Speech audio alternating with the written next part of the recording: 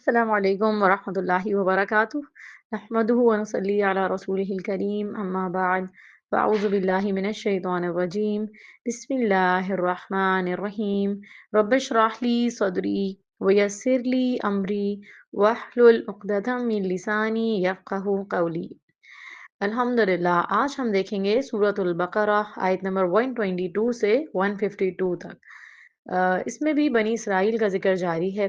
آیت نمبر 122 سے بنی اسرائیل پر کی جانے والی نعمتوں کی دوبارہ یاد دہانی کروائی گئی ہے، نیز انہیں عذاب سے بھی ڈرایا گیا ہے۔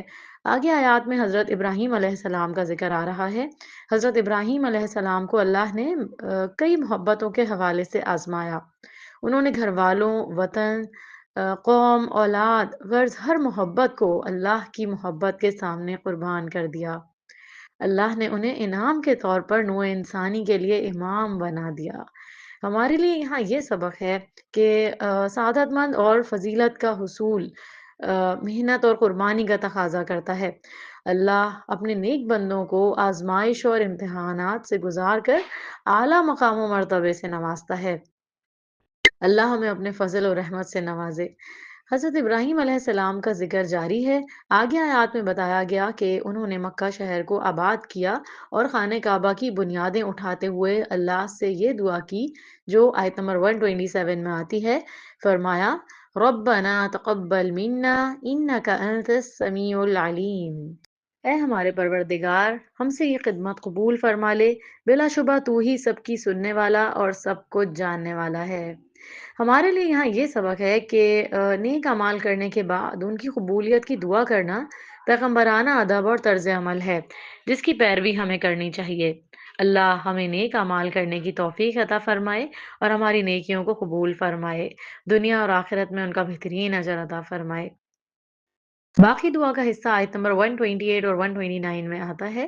فرمایا ربنا وجعلنا مسلمین لک ومن ذریتنا امۃ مسلمۃ لک وارنا مناسکنا وتب علینا انک انت التواب الرحیم ربنا وابعث فیہم رسولا منہم یتلو علیہم آیاتک ویعلمہم الکتاب والحکمت ویزکیہم انک انت العزیز الحکیم۔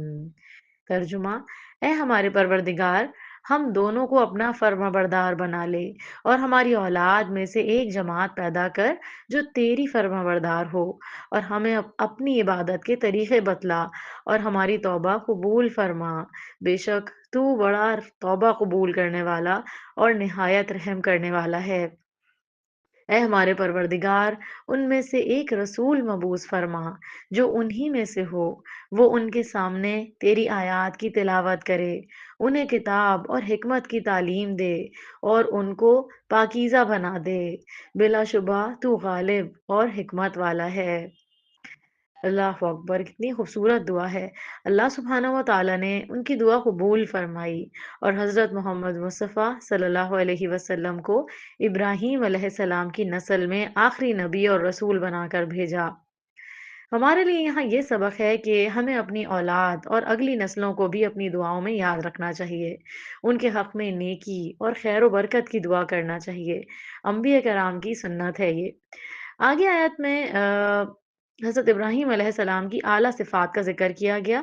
ابراہیم علیہ السلام کی ملت کی وضاحت کی گئی کہ یہ ملت ابراہیم یہ ہے کہ جیسے ہی اللہ کا حکم آئے فوراً اس کی تعمیل کی جائے۔ یہی روش ہر دانش مند انسان کو اختیار کرنی چاہیے۔ آگے بتایا گیا ابراہیم علیہ السلام نے اپنے بیٹوں کو اور یعقوب علیہ السلام نے اپنے بیٹوں کو دین اسلام پر قائم رہنے کی نصیحت کی۔ فرمایا یا بنی ان اللہ اصطفیٰ لکم الدین فلا تموتن الا وانتم مسلمون۔ ترجمہ: اے میرے بیٹو، اللہ نے تمہارے لیے یہی دین پسند کیا ہے، لہٰذا تم مرتے دم تک مسلمان ہی رہنا۔ تو ہمارے لیے یہاں یہ سبق ہے کہ نیک والدین مرتے دم تک اپنی اولاد کو دین اسلام پر کاربند رہنے کی اور ہر لمحے اللہ کی فرما برداری کی وصیت کرتے رہتے ہیں۔ اللہ ہمیں بھی اور ہماری اولادوں کو بھی مرتے دم تک دین اسلام پر قائم رکھے، آمین۔ آگے آیات میں دو مرتبہ یہ بات بیان کی گئی ہے کہ تلك أمة قد خلت لها ما كسبت ولكم ما كسبتم ولا تسألون عما كانوا يعملون۔ ترجمہ، وہ ایک گروہ تھا جو گزر چکا، انہوں نے جو اعمال کیے وہ ان کے لیے تھے، اور تم جو اعمال کر رہے ہو وہ تمہارے لیے ہیں، تم سے یہ نہیں پوچھا جائے گا کہ وہ کیا کرتے رہے۔ تو ہمارے لیے یہاں یہ سبق ہے کہ ہر شخص کو اپنی اصلاح و نجات کی خود فکر کرنی چاہیے، کیونکہ قیامت کے دن کسی شخص سے اس کے آباء و اجداد کے بارے میں نہیں، بلکہ خود اس کے اپنے بارے میں سوال ہوگا۔ اللہ سے دعا ہے کہ قیامت کے دن اللہ ہماری نیکیوں کا پلڑا بھاری ہو اور ہم بغیر حساب کتاب کے جنت الفردوس میں داخل ہوں۔ آمین۔ آگے بتایا گیا ہے کہ ہدایت کا انحصار اس بات پر ہے کہ اللہ پر کامل ایمان رکھتے ہوئے اس کی تمام کتابوں اور انبیاء کرام پر ایسا ایمان رکھا جائے کہ جیسا کہ صحابہ کرام رکھتے تھے۔ ہمارے لیے یہ سبق ہے کہ نبی کریم صلی اللہ علیہ وسلم کے صحابہ کرام کو مثالی نمونہ اور معیار قرار دیا گیا ہے۔ اہل باطل کے بارے میں فرمایا گیا کہ اگر ان صحابہ کرام رضی اللہ تعالی عنہم اجمعین کی طرح ایمان لائیں گے تو ہدایت پائیں گے۔ سورۃ البقرہ جاری ہے، پہلا سپارہ مکمل ہو رہا ہے، آیت نمبر 138 میں ہے: صبغۃ اللہ ومن احسن من اللہ صبغہ ونحن له عابدون۔ ترجمہ، اللہ کا رنگ اختیار کرو، اور اللہ سبحانہ و تعالی سے اچھا رنگ کس کا ہوگا، ہم تو اسی کی عبادت کرتے ہیں۔ تو یہاں یہودیت، عیسائیت اور دیگر مذاہب میں رنگنے کے بجائے حقیقی رنگ یعنی اسلام کے دامن سے وابستہ ہو کر اللہ کی بندگی میں رنگنے کا حکم دیا گیا۔ سورۃ البقرہ جاری ہے، دوسرا پارہ شروع ہو رہا ہے۔ فرمایا: سَيَقُولُ السُّفَهَاءُ مِنَ النَّاسِ مَا وَلَّاهُمْ عَنْ قِبْلَتِهِمُ الَّتِي كَانُوا عَلَيْهَا۔ ترجمہ، جلد ہی نادان لوگ ضرور کہیں گے کہ مسلمانوں کو ان کے پہلے قبلے سے کس چیز نے پھیر دیا۔ تو دوسرے پارہ کے آغاز میں قبلے کی تبدیلی کا حکم بیان کیا گیا ہے، جو اللہ سبحانہ و تعالیٰ کی طرف سے ایک امتحان تھا کہ کون نبی کریم صلی اللہ علیہ وسلم کی اطاعت کرتا ہے اور کون اس حکم سے منہ موڑتا ہے۔ مسلمانوں نے جب مدینہ منورہ ہجرت کی تو ہجرت کے 17 ماہ تک بیت المقدس کی طرف رخ کر کے نمازیں ادا کیں۔ پھر قبلے کی تبدیلی کا حکم آیا اور مسجد حرام کو قبلہ قرار دیا گیا۔ اس موقع پر آگاہ کیا گیا کہ صرف قبلہ ہی تبدیل نہیں ہوا بلکہ امت بھی تبدیل کر دی گئی ہے۔ بنی اسرائیل کو ان کے جرائم کی وجہ سے دنیا کی امامت کے منصب سے معزول کر دیا گیا، اور یہ اعزاز اب مسلمانوں کو دے دیا گیا اور انہیں امت وسط قرار دیا گیا۔ فرمایا گیا: وَكَذَلِكَ جَعَلْنَاكُمْ أُمَّةً وَسَطًا، اور اسی طرح اے مسلمانوں ہم نے تمہیں امت وسط بنایا ہے۔ نبی کریم صلی اللہ علیہ وسلم کی امت کی ذمہ داری لگائی گئی کہ وہ دین حق کی تبلیغ اور اس پر عمل اور اس کے نفاذ کے ذریعے نوع انسانی تک اللہ کا دین پہنچانے کا حق ادا کریں۔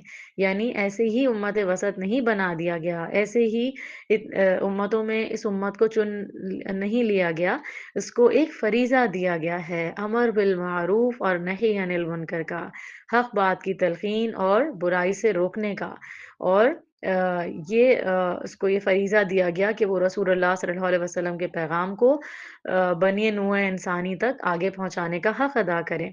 آگے آیات میں تحویل قبلہ کے حکم پر اہل کتاب خصوصاً یہود کی ہٹ دھرمی اور الزام تراشی کا ذکر کیا گیا ہے، حالانکہ وہ نبی کریم صلی اللہ علیہ وسلم کو اپنی کتابوں میں بیان کردہ نشانیوں کی بنا پر خوب پہچانتے ہیں۔ آگے آیت 148 میں نیکیوں پر سبقت کرنے کی تلقین کی گئی ہے۔ فرمایا: فَاسْتَبِقُوا الْخَيْرَاتِ، یعنی بس تم نیک کاموں کی طرف سبقت کرو۔ یاد رکھیں، مقابلہ اور مسابقت کا اصل میدان نیکیوں کا ہے۔ کس چیز میں ریس لگانی ہے؟ نیکیوں میں لگانی ہے۔ بندے کو اس میں آگے بڑھنے اور دوسروں پر سبقت لے جانے کی کوشش کرنی چاہیے۔ آج کے سبق کی آخری آیت، آیت نمبر 152 میں ہے۔ فرمایا: فَاذْكُرُونِي أَذْكُرْكُمْ وَاشْكُرُوا لِي وَلَا تَكْفُرُونَ۔ بس تم لوگ مجھے یاد کرو، میں تمہیں یاد رکھوں گا، اور میرا شکر ادا کرو اور ناشکری نہیں کرو۔ تو یہاں معلوم ہوا کہ اگر تم اللہ کا ذکر کرو گے تو وہ بھی تمہیں یاد رکھے گا، کیونکہ اس آیت میں اللہ تعالیٰ نے بتا دیا ہے کہ مجھے یاد رکھو گے تو میں تمہیں یاد رکھوں گا۔